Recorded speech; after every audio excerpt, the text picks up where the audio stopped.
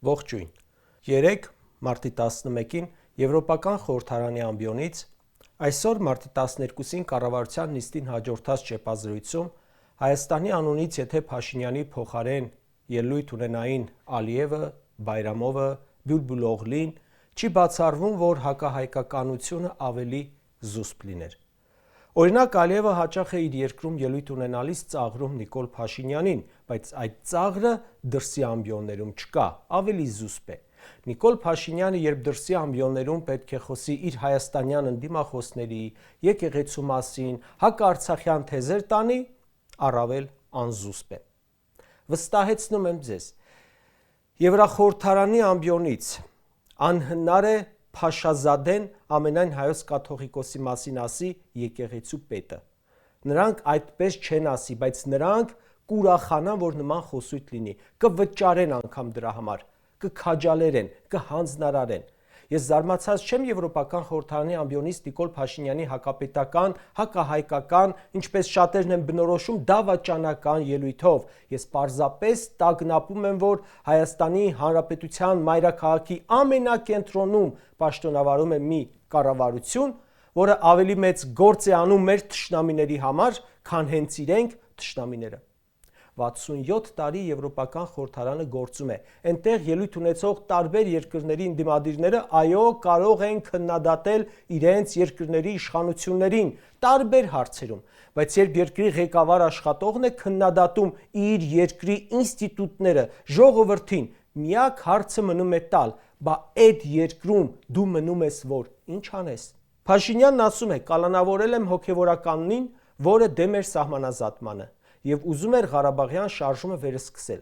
Ղարաբաղյան հարցը փակել եմ, տեղահանված արցախցիների հարցնել եմ ուզում փակել, ընդդիմադիրներին բռնել եմ, ընդդիմությունը հակառակորդ է, ժողովուրդը, որ դեմ է մեր ծրագրերին, պետության հակառակորդ է,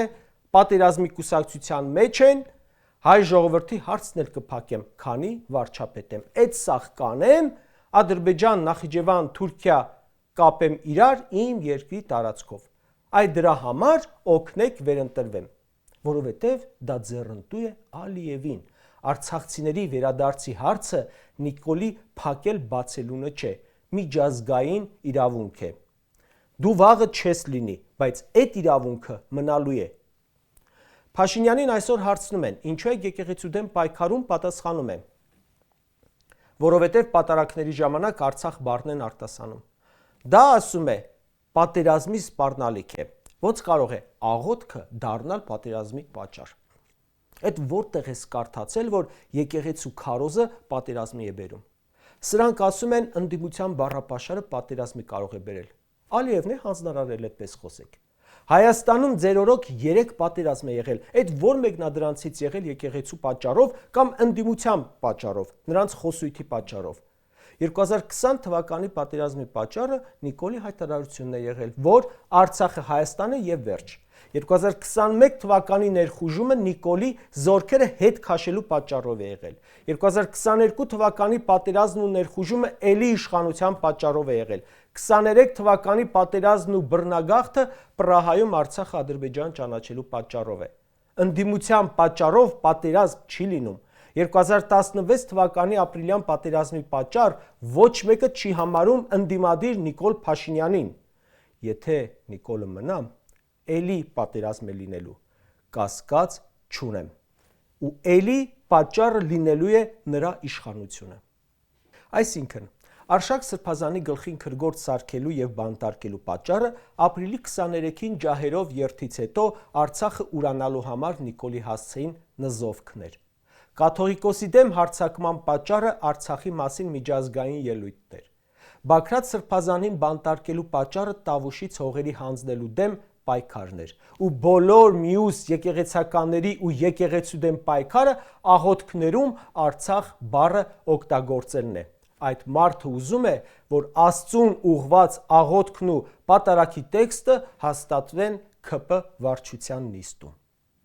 Նիկոլ Փաշինյանն աշխատանքից ազատել է Հայոց ցեղասպանության թանգարան ինստիտուտի տնօրենին, քանի որ նա Միացյալ Նահանգների փոխնախագահին նվիրել է գիրք Արցախի հիմնահարցի թեմայով։ Ասում է. ես փակել եմ Ղարաբաղյան շարժումը, ով իրավունք ունի գիրք նվիրի։ Այսինքն, եթե քեզ թվում է, թե Արցախի էջը փակել ես, պատմությունն էլ ես փակել։ Վախենում ես, որ Վենսը կտանի կկարդա ու կիմանա, թե ինչպես 5000 տարվա հայկական հողը տվիր թշնամուն։ Որքան էլ ադրբեջանցուց ավելի ադրբեջանցի լինես, Արցախի պատմության դեմ չես կարող գնալ, ընդհանրապես պատմության դեմ չես կարող գնալ։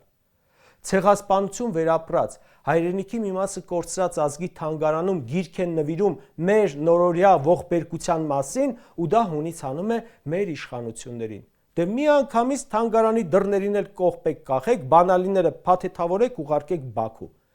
Դուք հիմա կռիվ եք տալիս պատմության դեմ, Ալիևի հանձնարարականն է դա։ Բայց Ադրբեջանի շահերն ավելի եռանդուն է առաջ տանում, քան նրանք կպատկերացնեին։ Փաշինյանը քննադատում է հայ փախստականների վերադարձը Արցախ, ասում է, որ այստեղ խոսում են, Ադրբեջանն էլ է առաջ տանում իր փախստականների հարցը, դրանք բախվելու են դառնան պատերազմ։ Նախ արցախցի փախստականների եւ ադրբեջանցիների թեման լրիվ տարբեր է։ Ադրբեջանցիների Հայաստան գալու թեման նույնական է հայերի Բաքու, Սումգայիթ, Կիրովաբադ քաղաքների վերադարձին։ Դու իրավունք չունես փակելու Արցախ վերադարձի թեման կամ դա կապես մյուս թեմաների հետ։ Նիկոլ Փաշինյանի քաղաքականության պատճառով, պատերազմում պարտվելու եւ ողբալի դիվանագիտության պատճառով Ադրբեջանը 2022 թվականին շրջանառության մեջ է դրել արևմտյան Ադրբեջան թեզը։ Նրա ամենայն հավանականությամբ դիտմամբ արված ձախողումների պատճառով հիմա Ադրբեջանը կառավարության հովանավորությամբ այդ թեզին միսուարյուն է տալիս։ Ու հիմա, երբ երկրի ներսում ու միջազգային բեմերից կռիվ է սա տալիս մեր եկեղեցու դեմ, պատմության դեմ, ընդդիմության դեմ, ժողովրդի դեմ, Արցախի ու արցախցիների դեմ, անգամ պատարակների ու աղոթքների դեմ եւ ամբողջ հայ ժողովրդի դեմ, ուրեմն այս ամենը փոխելու միակ տարբերակը ադրբեջանցիներն են։ Այդ մարդը, եթե շարունակի մնալ իշխանության, այս ամենը փոխարինվելու է մեր երկրում ադրբեջանցիներով։ Դրա ազդակները կան արդեն։ Երեկ Եվրոպական խորհրդարանում ասում էր, որ պատրաստ է Կորնիձոր, Գորիս, Եղեգնաձոր, Երասխ երթուղով ապահովել Ադրբեջանի արևմտյան շրջանների եւ Նախիջևանի ինքնավար հանրապետության միջև ավտոմոբիլային կապը։ Վաղը պատրաստ կլինի հենց այդ կապով ադրբեջանցիներին բերել Հայաստան։ Նիկոլին պետք է ուղիղ հարց տալ. Հայաստանը Ալիևի համար արևմտյան Ադրբեջան է, իսկ քեզ համար ինչ է։ Չնայած ցուցադրական դեմ խոսելուն, իր գործունեությամբ նա հենց այդ թեզի պաշտպանն է, որովհետև կրկնում եմ, եթե դու հայկական ամեն ինչին դեմ ես, եկեղեցուց, աղոթքներից մինչև պատմական գրքեր, քեզ Հայաստանին կապող ոչինչ չկա։ Իսկ Ադրբեջանին կապող ինչ ունես։ Այդ հարցի պատասխանը կարծում եմ կստանանք իշխանափոխությունից հետո, խորը հետաքննությամբ։ Կարճ ասած։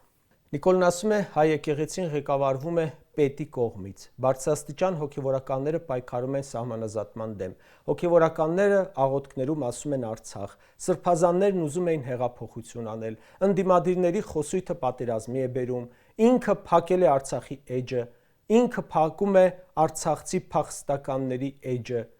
Ինքը միջանցք է տալիս Ադրբեջանին եւ այսպես շարունակ։ Ու իր այդ ասած բոլորը առանց բացառության բխում են Ադրբեջանի շահերից։ Հարց եմ տալիս. այդ ամենում, որ նա ասում է, անում է, Հայաստանի շահը ո՞րն էր։ Վեր կենաս, գնաս, հասնես Եվրոպական խորհրդարան ու խոսես Ադրբեջանի շահից, ընդ որում ավելի եռանդով, քան ադրբեջանցիները։ Ալիևի հանձնարարականն է։